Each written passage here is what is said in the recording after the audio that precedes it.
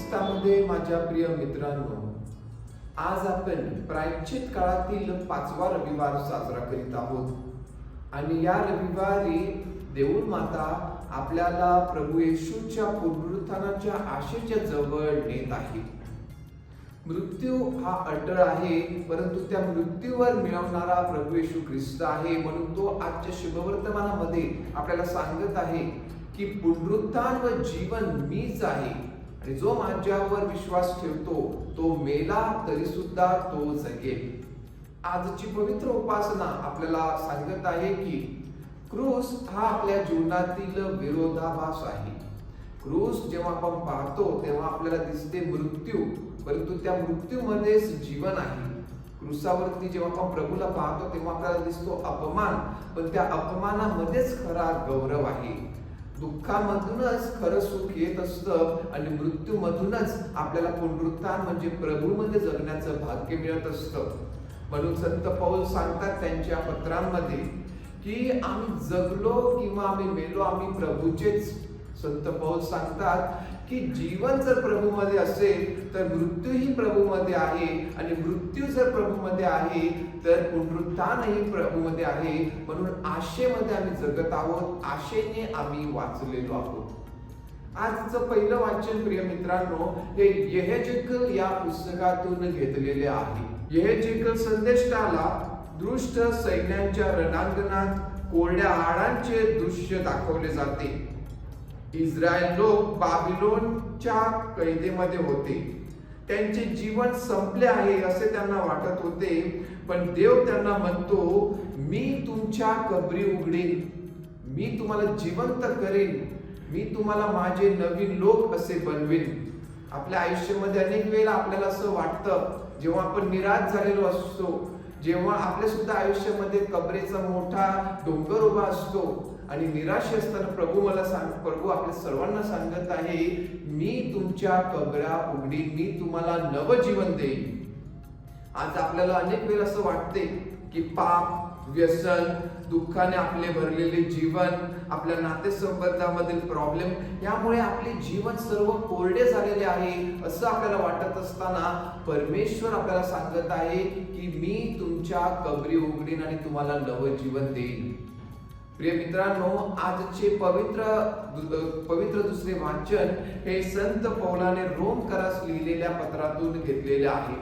आणि संत पौल आपल्याला सांगत आहे की जर ख्रिस्ताचा आत्मा आपल्यात वास करतो तर तोच आत्मा आपल्या मृत शरीराला जिवंत करेल. आपण सर्वजण पापांच्या कबरेमध्ये आहोत का? अनेक अशा बंधनामध्ये अडकलेलो आहोत का? ज्या आत्म्याने प्रभू येशू ख्रिस्ताला मृत्यूवरती विजय मिळवून दिला तो पवित्र आत्मा, तो देवाचा आत्मा आपल्या सर्वांना दिलेला आहे असं संत पौल आज आपल्या सर्वांना सांगत आहे. म्हणून आपल्या कोणासाठीही हा शेवट नाही. आपलं व्यसन, आपले नातेसंबंध, आपल्या आयुष्यातील जे काही मोह आहेत ज्यामध्ये आपण अडकलेलो आहोत, ती सर्व काही म्हणजे शेवट नाही. प्रभूमध्ये आपल्याला आशा आहे. आणि आजच्या पवित्र शुभवर्तमानामध्ये आपण पाहतो की कशा प्रकारे प्रभूने मृत लाजरला जीवनदान दिलं. आपण पाहतो की प्रभूने तिथं जेव्हा त्याला निरोप मिळाला मार्था आणि मारिया यांच्याकडून की तुम्ही ज्यांच्यावर प्रेम करत आहात तो आजारी आहे, तुम्ही या, प्रभू लगेच आला नाही. प्रभू 4 दिवस थांबला आणि त्याच्या शिष्यांना त्याने म्हटलं की मला आनंद आहे की आपण 4 दिवसानंतर जाणार आहोत. प्रभू येशूला कळून चुकलं होतं की त्याचा मित्र लाजर हा मरण पावला होता, पण तरी सुद्धा 4 दिवस प्रभू थांबला. आणि का प्रभू असा का वागला असेल? प्रभूने उशीर केला होता का? प्रिय मित्रांनो, देव कधीही उशिरा येत नाही. देव वेळेवरच येतो. आणि त्यांना आपल्या शिष्यांनी देवाचं गौरव पाहावं, मार्था मारियाने परमेश्वराचा गौरव पाहावा, म्हणून प्रभू येशू ख्रिस्त लगेच त्या बेथानी गावात गेला नाही.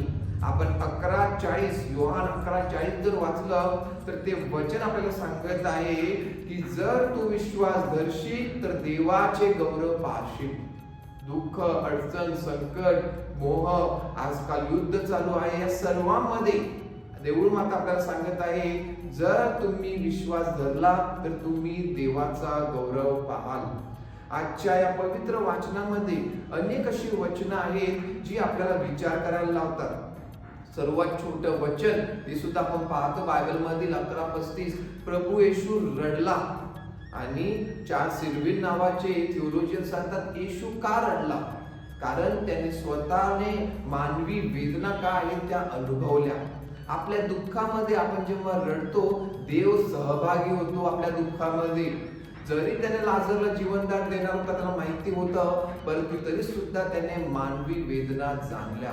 त्याने मार्थाला सांगितलं पुनरुत्थान व जीवन मीच आहे, माझ्याकडूनच सर्व काही आहे। त्याने मार्थाला असं सुद्धा सांगितलं जर तू विश्वास धरशील तर देवाचा गौरव पाहशील। आणि आपण पाहतो लाजरला प्रभू येशूने हाक मारली की लाजर बाहेर ये। आणि लाजर बाहेर आल्यानंतर आपण पाहतो की कशा प्रकारे प्रभूने त्याला एक नवीन जीवन दिलं, नवीन आयुष्य दिलं। आपणही अनेक वेळेला वेगवेगळ्या कबरीमध्ये अडकलेलो असतो। आपणही अनेक अशा प्रकारे ज्याप्रमाणे पाहतो प्रभू 4 दिवसानंतर तिथे आला। 4 दिवसानंतर का आला? कारण यहुदी लोकांचा असा त्यांचा विचार होता, अशी त्यांची श्रद्धा होती की मेल्यानंतर 3 दिवसानंतर आत्मा भरकटत असतो, फिरत असतो आणि 4थ्या दिवसानंतर तो शांत होतो। प्रभू 4थ्या दिवसानंतर 4 दिवसानंतर तिथे आला आणि तिथं त्यांनी त्याच्या बहिणीने सांगितलं की तिथं दुर्गंधी येत असेल। म्हणजे 4 दिवस फिरल्यानंतर आणि तो दुर्गंधी आल्यानंतर सुद्धा प्रभू येशू ख्रिस्त त्याला जीवनदान देणार होता। प्रिय मित्रांनो, आजचा हा लाजरसला उठवण्याचा, मरणातून उठवण्याचा जो चमत्कार आहे ते आपल्याला प्रभू येशूच्या पुनरुत्थानाची पूर्वसूचना आहे। लाजरस पुन्हा मरेल, परंतु प्रभू येशूचे पुनरुत्थान हे खरे होते आणि सार्वकालिक होते। आज पवित्र देऊळ माता आपल्याला आमंत्रित करीत आहे की आपल्या कबरेतून बाहेर या। आपण स्वतःला पाप, व्यसन, मग दारू असेल, राग, मत्सर किंवा लैंगिक व्यसन असेल, आपल्या मनातील अपराधी भावना किंवा आपली निराशी भावना, या सर्वांना प्रभू येशू ख्रिस्त सांगत आहे बाहेर ये। ते नवजीवन प्रभू येशू आपल्याला देत आहे।